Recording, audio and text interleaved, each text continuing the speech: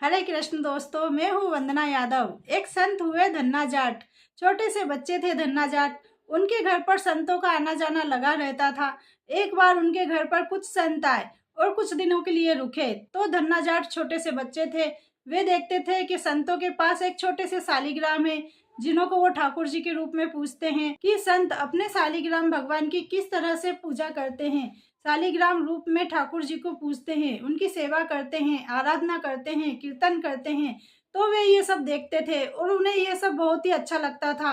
संतों के पास ही बैठे रहते थे और देखते रहते थे कि वे ठाकुर जी की कैसे सेवा करते हैं, कैसे उन्हें रोज स्नान कराते हैं, उनका श्रृंगार करते हैं, उनकी आराधना करते हैं। धन्ना जाट वही संतों के पास बैठे रहते थे, संतों की बातें सुनते रहते थे और देखते थे कि वे इस ठाकुर जी की सेवा कैसे करते हैं। संतों को वापस जाना था। संतों का आना जाना तो लगा रहता है, उनका कोई ठौर ठिकाना तो रहता नहीं। कभी यहाँ रहते हैं, कभी कहीं और रहते हैं। तो संतों को जाना था। तो ये बात जब धन्ना जाट को पता चली कि संत जा रहे हैं, तो वे काफी दुखी हुए, बहुत रोने लगे और अपने माता पिता से जिद करने लगे कि इन्हें जाना है तो जाने दीजिए, लेकिन ठाकुर जी को रख लीजिए। मुझे ठाकुर जी चाहिए, मुझे ठाकुर जी बहुत पसंद है। मैं भी इनकी रोज सेवा करूंगा, इनकी आराधना करूंगा, आप इनको रख लीजिए।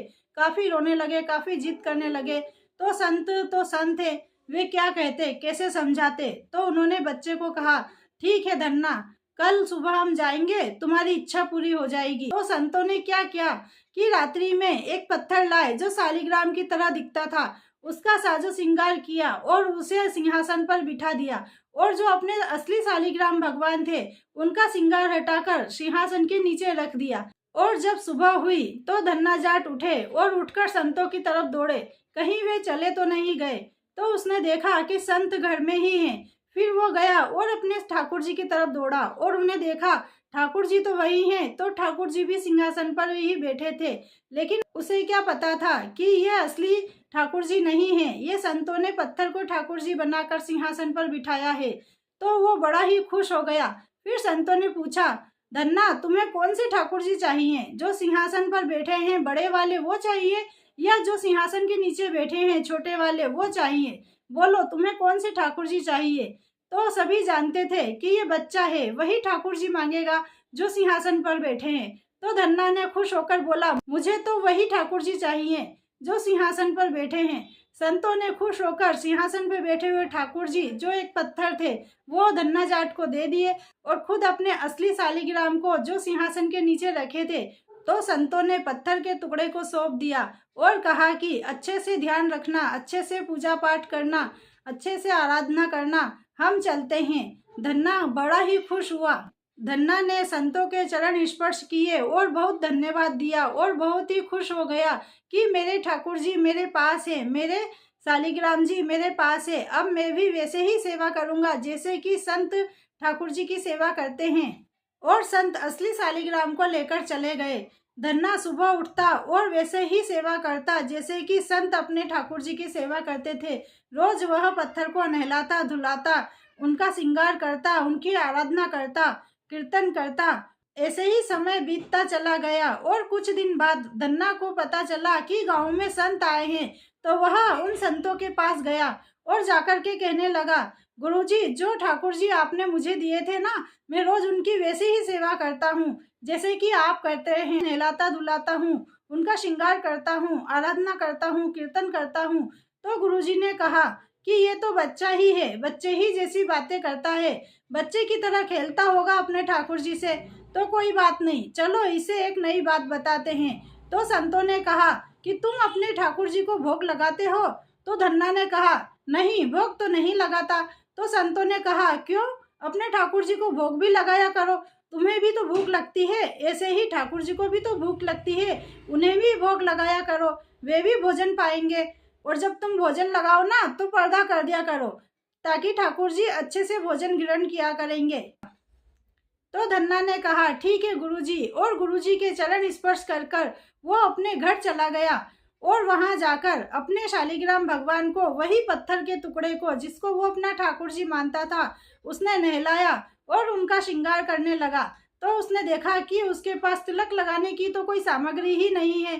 तो उसने एक पत्थर के टुकड़े को घसकर और उसी का तिलक भगवान को लगाना चालू किया और रोज ठाकुर जी को वही पत्थर घस के वो तिलक करता था, कहीं से फूल तोड़ के ले आता था और उनका श्रृंगार करता था। और फिर वह शाम को अपनी माँ के पास गया और कहा, माँ मुझे भोजन दीजिए, मैं अपने ठाकुर जी को भोग लगाऊंगा, उन्हें भी भोजन कराऊंगा। और अपनी माँ से भोजन लेकर आया और अपने ठाकुर जी को लगाया। भोजन लगाकर उसने कहा, ठाकुर जी भोजन करिए, मैं पर्दा लगा देता हूँ। और उसने बच्चे की तरह पर्दा लगा दिया कि ठाकुर जी भोजन ग्रहण करेंगे। कुछ देर बैठा रहा पर्दा लगाकर, फिर उसने अंदर झाँक कर देखा तो भोजन ज्यों के त्यों रखा था, भोजन तो भगवान ने किया ही नहीं था। उसने फिर से पर्दा लगा दिया कि अभी कुछ ही देर हुई है, भगवान आएंगे और भोजन करेंगे। फिर थोड़ी देर हुई, फिर से उसने झाँक कर देखा, फिर भी देखा तो भोजन ऐसा ही रखा था। तो फिर वह वापिस से पर्दा लगाकर बैठ गया कि थोड़ी देर बाद आएंगे भगवान, भोजन जरूर करेंगे। फिर बैठा रहा, फिर से झाँक कर देखने लगा तो भोजन ज्यों का त्यों रखा था, भगवान ने भोजन ग्रहण ही नहीं किया था। तो वह बहुत दुखी हुआ और रोने लगा, वहीं पर बैठ गया और ठाकुर जी से कहने लगा, अगर आज आपने भोजन नहीं किया ना तो मैं भी भोजन नहीं करूंगा। और वहीं पर बैठ गया। ऐसे करते करते पूरी रात्रि बीत गई और वो वहीं पर बैठा रहा। जब उसने वापस से धीरे से पर्दा हटाकर देखा तो क्या देखा कि मोर पंखधारी हमारे बाके बिहारी नन्हे से ठाकुर भोग लगा रहे हैं, भोजन कर रहे हैं। तो वह बड़ा खुश हो गया, आंखों में आंसू थे और कहने लगा, आ गए आप, कोई इतनी देर लगाता है आने में, मैं कब से आपका इंतजार कर रहा था। सारा भोजन ठंडा हो गया, मैं गरम गरम भोजन लाया था, अब भोजन ठंडा हो गया। तो हमारे ठाकुर जी मुस्कुराते हैं और कहते हैं, मुझे तो इसी में आनंद आ रहा है, मैं तो इसी में खुश हूँ। और दोनों इसी तरह बातें करने लगे। ठाकुर जी तो हर जगह विद्यमान है, ठाकुर जी तो कण कण में हैं, ठाकुर जी तो हम सबके साथ हैं। वो असली शालिग्राम नहीं थे, एक साधारण सा पत्थर था, लेकिन फिर भी धन्ना के सामने साक्षात ठाकुर जी बैठे थे और भोजन पा रहे थे। अब ये प्रक्रिया रोज की हो गई। रोज धन्ना जाट उनको भोग लगाते और ठाकुर जी भोजन करने आते। धीरे धीरे समय बीतने लगा और धन्ना बड़ा हो गया। अब उसे गैया चराने जाना पड़ता था, तो वो अपने ठाकुर जी को रोज नित्य तैयार करके और अपने जेब में रखकर चला जाता था। और जब वो गांव के बाहर पहुंच जाता था तो अपने ठाकुर जी को अपने जेब से निकालता और कहता, ठाकुर जी अब प्रकट हो जाइए, यहाँ पर कोई नहीं है, अपन बातें करेंगे। इस तरह उनकी मित्रता और बढ़ती गई, दोस्ती और भी गहरी होती गई और वे रोज साथ में गैया चराने जाते थे। तो हुआ यूं कि एक दिन धन्ना जाट गाय चराने नहीं जा रहा था। तो ठाकुर जी ने पूछा कि धन्ना आज गैया चराने नहीं जाओगे। तो धन्ना ने कहा, नहीं ठाकुर जी, आज मेरे घर मेरी बुआ आई है, मेहमान आए हैं, मैं गैया चराने नहीं जा सकता। तो ठाकुर जी ने कहा, कोई बात नहीं, तुम गैया को ले चलो और मुझे ले चलो, गांव के बाहर मुझे और गैया को छोड़ आना, आज मैं गैया चरा कर लाता हूँ। तो धन्ना ने कहा, ठीक है। तो वो अपने शालिग्राम भगवान को जेब में रखकर और गैयाओं को साथ में लेकर गांव के बाहर जाता है और गांव के बाहर जाने के बाद अपने शालिग्राम भगवान को निकाल कर कहता है, ठाकुर जी प्रकट हो जाइए, अब यहाँ कोई नहीं है। और वह अपने घर चला जाता है। ठाकुर जी गैया चराने चले जाते हैं और ऐसी ही प्रक्रिया चलती रहती। जब भी धन्ना व्यस्त रहता था तो ठाकुर जी धन्ना की गायों को चराने जाते थे। कितना सरल प्रेम था, कितना सहज प्रेम था, कितना अद्भुत प्रेम था। 10-12 साल बीत गए। फिर उस गांव में फिर से एक दिन संत आए। तो धन्ना उनके पास गया और कहा, प्रभु आपकी बड़ी कृपा है, जो आपने मुझे ठाकुर जी दिए थे ना, मैं उनकी नित्य सेवा करता हूँ, बड़ा ही खुश हूँ। तो संतों ने पूछा, कहाँ है तेरे ठाकुर जी, बड़ा हो गया है लेकिन बच्चे जैसी बातें करता है। तो वह बोलने लगा, अभी ठाकुर जी घर पर नहीं है, वे गैया चराने गए हैं। तो संतों ने कहा, पहले तो बच्चा था लेकिन अब तो बड़ा हो गया है, अभी भी बच्चों जैसी बातें करता है, कह रहा है कि ठाकुर जी गैया चराने गए हैं। किसी ने उसकी बातों पे यकीन नहीं करा। तो वह बोलने लगा कि माता पिता भी मेरी बातों पे यकीन नहीं करते हैं, मैं आपको सारी बातें शुरू से बताता हूँ। तो उसने अपनी सारी बातें अपने गुरुजी को बताई। गुरुजी ने सारी बातें सुनी और सोचा कि इतना कुछ ये झूठ तो नहीं बोल सकता, अपने मन से तो नहीं बोल सकता। तो धन्ना ने कहा, प्रभु मेरे मित्र हैं, मेरे साथ रहते हैं, मेरे साथ भोजन करते हैं, मेरे साथ खेलते हैं, मुझसे बातें करते हैं। संतों ने बोला, ठाकुर जी गैया चराने गए हैं।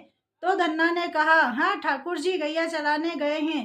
तो संतों ने कहा, अभी भी बच्चे जैसा ही है, बड़ा हो गया है लेकिन बच्चे जैसी ही बातें करता है। ऐसा होता है कि ठाकुर जी गैया चराने जाए। तो धन्ना कहने लगा, मेरे माता पिता भी मेरी बात नहीं मानते। और उसके माता पिता भी कहने लगे, रोज ऐसे ही कहता है, रोज जंगल में गायों को छोड़ आता है और कहता है कि ठाकुर जी गाय चरा रहे हैं और शाम को गायों को लेकर आ जाता है। तो संतों को उसने अपनी सारी बातें बताई कि ठाकुर जी किस तरह मेरे साथ रहते हैं, किस तरह मेरे से बातें करते हैं, भोजन करते हैं, ठाकुर जी मेरे मित्र हैं। तो संतों को लगा कि इतनी सारी बातें ये झूठ तो नहीं कह सकता।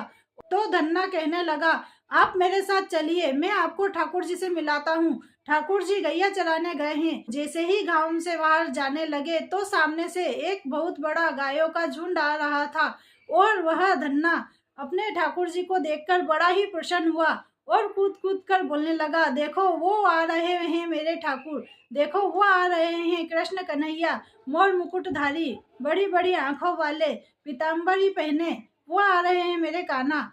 तो संत कहने लगे, धन्ना कहाँ है ठाकुर जी, हमें तो नहीं दिख रहे। तो वो कहने लगा, आपको नहीं दिख रहे, देखो बड़ी बड़ी आंखें हैं उनकी, मोर मुकुट है, पीली पीताम्बरी पहनी हुई है, घुंघराले बाल हैं, कितने सुंदर लग रहे हैं, चेहरे पर मिट्टी लगी हुई है तो भी कितने सुंदर लग रहे हैं, एक बार देखो वो रहे मेरे, तो भी कितने सुंदर लग रहे हैं, वो रहे कृष्ण कन्हैया, वो सफेद गैया के पीछे हैं, देखिए गुरुजी वे रहे कान्हा जी। तो संत कहने लगे, धन्ना हमें तो कहीं नहीं दिख रहे तुम्हारे ठाकुर जी।